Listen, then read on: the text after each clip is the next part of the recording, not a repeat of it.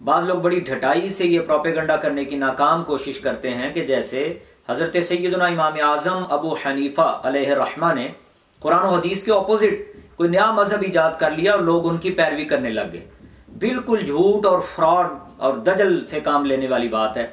मिसाल से आप समझिएगा, अल्लाह रब्बुल इज़्ज़त ने बहुत सी नेमतें ज़मीन के ऊपर रखी हैं जिनसे आम लोग भी इस्तेफादा करते हैं, खवास भी करते हैं, और बहुत सी नेमतें अल्लाह रब्बुल इज़्ज़त ने ज़मीन के नीचे रखी हैं जिनसे इस्तेफादा करने के लिए आपको माहिरीन की ज़रूरत पड़ती है, इंजीनियर्स की ज़रूरत पड़ती है, जो उन नेमतों को निकाल के लोगों के लिए मुहैया करते हैं। वो जो इंजीनियर्स होते हैं वो नेमतों के खालिक नहीं हैं, खालिक अल्लाह रब्बुल इज़्ज़त हैं।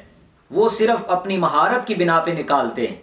इसी तरह आप मसला समझिए कि कुरान और हदीस के ज़ाहरी अल्फाज में अल्लाह रब्बुल इज़्ज़त ने बेशुमार मसाइल का हल रखा जिनसे लोग इस्तेफादा करते हैं, नजर आते हैं। इसी तरह अल्लाह रब्बुल इज़्ज़त ने बहुत से मसाइल कुरान और हदीस के अल्फाज के तहत रखे, नीचे रखे, जिनसे इस्तेफादे के लिए हमें माहिरीन की जरूरत पड़ती है, मुजतहिदीन की जरूरत पड़ती है। और वो मुजतहिद हजरत सैयदना इमाम आज़म अबू हनीफा रहमतुल्लाह अलैह हैं, इमाम मालिक हैं, इमाम शाफई हैं, इमाम अहमद बिन हंबल हैं अलैहिमुर रहमा। तो इन मुजतहिदीन ने वो कुरान और हदीस के हजारहा मसाइल जो उन अल्फाज के नीचे थे निकाल के अवाम के सामने कर दिया, उनका हल पेश कर दिया। इन्होंने वो मसाइल खुद से बनाए नहीं हैं, सिर्फ अवाम को निकाल के दिखाए हैं। जिस तरह इंजीनियर्स नेमतें बनाता नहीं है, सिर्फ निकाल के दिखाता है, इसी तरह ये भी मसाइल बनाते नहीं हैं, अवाम के सामने निकाल के दिखाते हैं, मौजूद पहले से हैं। मुफ्ती साहब के चैनल को सब्सक्राइब करें।